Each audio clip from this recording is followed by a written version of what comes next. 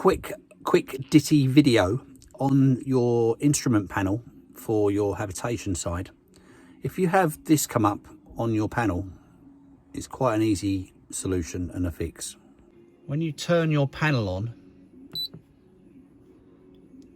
and it's doing its loading thing, and you come up with this red oval with two sort of like thingies around the outside of it, and everything else works, like that's your temperature, that's your water tank's empty, that's your leisure battery, that's my cab battery, that's my outside light, that's my internal lights, and you might be hearing that without any water in it, that's my water pump. So everything's appearing to work, and yet this red light's come on.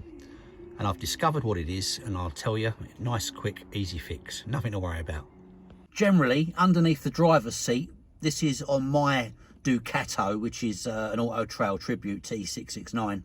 There's a little fuse box sitting there, and the two brown ones are 5 amp fuses.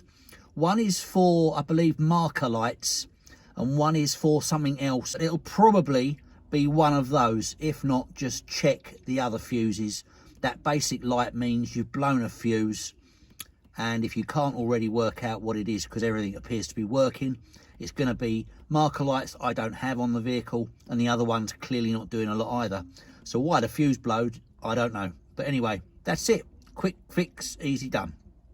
Right, I've just changed the fuse. It's the 5 amp on the outside light, which ironically I don't have one factory fitted on this, which is really weird. So there's got to be something not quite right, which I'm going to need to look into at some point. But turn the power back on, and there you go.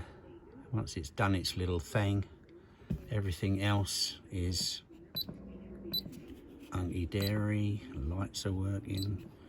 That is not doing anything on my vehicle. Yeah, water, and then you've got your waste and all that, and then you've got your internal temperature. Everything's cushy. So basically that's all it is. 5 amp fuse, or it could be any fuse, to be fair, on that board.